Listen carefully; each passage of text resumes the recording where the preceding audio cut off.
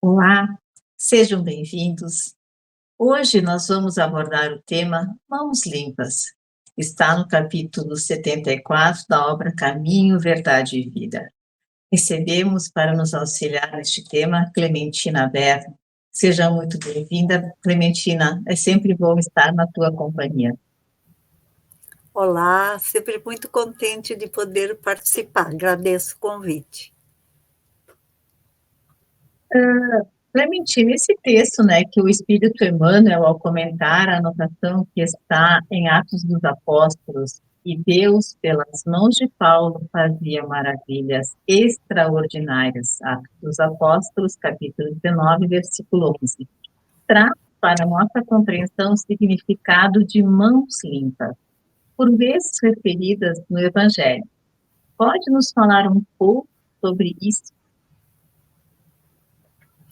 Nós podemos contextualizar essa questão sobre mãos limpas com outro episódio que ocorreu, conforme o registro do evangelista Mateus, no capítulo 15, quando os fariseus questionam Jesus sobre o porquê dos seus discípulos não seguirem a tradição judaica de lavar as mãos antes das refeições. Jesus, que sempre aproveitava a ocasião de ensinar, esclarece naquele momento que a verdadeira impureza não vem do exterior, mas do interior, do coração, dos pensamentos e dos atos que seriam contrários ao bem.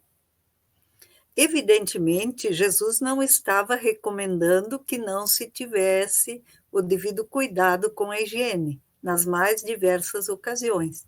Apenas observa que a verdadeira pureza está no coração e na mente, que essa deveria ser, sim, observada. O Espírito Emmanuel, no caso de hoje, esclarece que Deus agia de forma extraordinária pelas mãos de Paulo.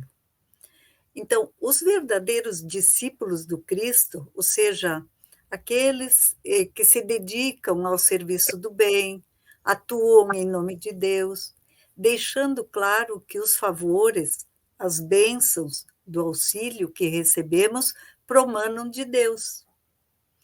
Todos nós, na verdade, podemos ser instrumentos do bem, desde que apresentemos as credenciais, ou seja, o desejo de fazer o bem, para que esse bem possa ser realizado por nosso intermédio. Lá no item 20 do capítulo 8º do Evangelho segundo o Espiritismo, há outra passagem que nos ajuda a compreender isso. O espírito Vianney, o cura d'Ars, ao lhe apresentarem uma mulher tomada pela cegueira, pedindo que ele a curasse, afirma: não sei fazer milagres, eu, sem que Deus o queira. E sim, diante da prece e da rogativa dele, a mulher foi curada. Então, Deus se utiliza sempre daqueles que apresentarem as mãos limpas, ou seja, que estiverem em sintonia com o Criador, que é o que lhes confere as condições de serem os executores do bem. É importante destacarmos que não há privilégios ou concessões exclusivas.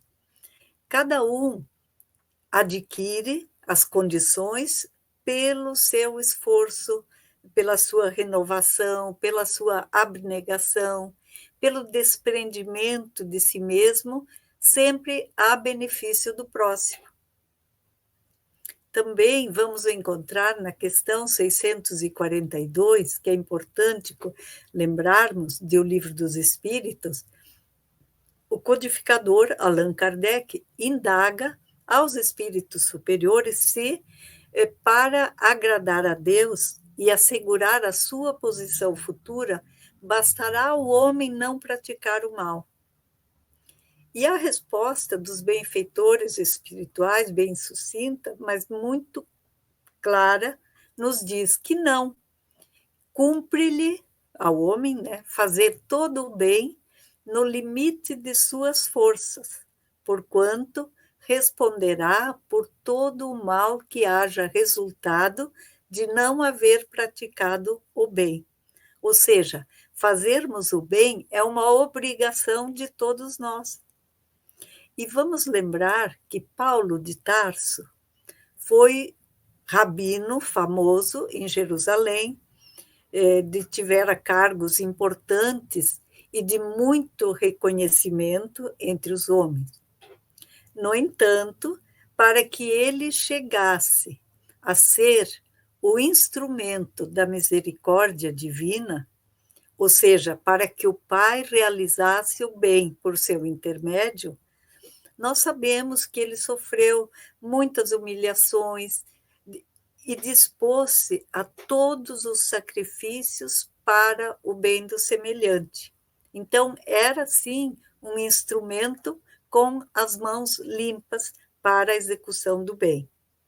Viveu e ensinou o Evangelho, levou a mensagem cristã, mesmo sofrendo açoites, zombarias, aflições e pedradas. Deus é sempre o mesmo Pai de misericórdia para com todos indistintamente.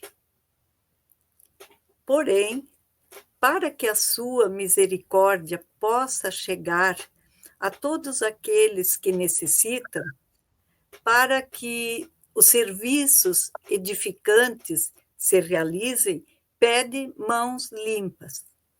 Ou seja, precisa, na verdade, porque para que a mensagem, os privilégios, não, as doações de amor, o auxílio divino chegue, ele precisa chegar por um instrumento adequado. Então, as mãos limpas, como nos falamos antes, né? O coração generoso, aquele coração desejoso de fazer o bem, e especialmente que ele consiga perceber a verdadeira necessidade do outro, para poder oferecer o auxílio que o outro realmente necessita. Precisa apresentar as condições espirituais necessárias para que o seu favor, ou seja, a sua atenção, o seu cuidado, ou aquela ação, a sua misericórdia, chegue ao necessitado com toda a sua grandeza, ou, conforme sugere mesmo a própria mensagem, que ela chegue com toda a pureza. Nós sabemos, né, que se nós não podemos ser instrumentos úteis, mais ou menos, ou podemos ser instrumentos úteis por excelência. Então, quando Emmanuel nos apresenta que Deus fazia coisas maravilhosas pelas mãos de Paulo, é porque Paulo realmente apresentava as credenciais, as condições espirituais adequadas para que tudo aquilo fosse realizado. Nós vamos lembrar, inclusive, que ao final da sua existência, quando ele estava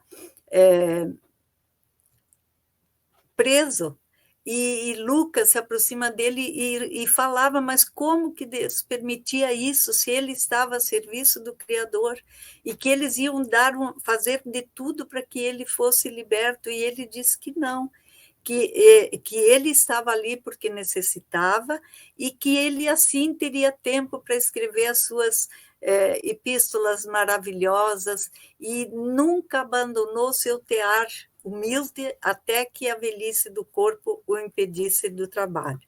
Então, vamos lembrar, meus irmãos, que para que Deus possa agir por nosso intermédio no auxílio ao próximo, nós precisamos da condição espiritual e moral. Simboliza o quê? Ações justas, um coração puro e uma vida íntegra diante de Deus. Muito obrigada. Clementina, nós queremos agradecer imensamente a tua contribuição. E nós deixamos aqui, então, com alegria, que a espiritualidade envolva todos nós que nos assistem e que nos prestigiam. Foi um privilégio ter estado com vocês. Até o próximo domingo com a grande palavra consoladoras.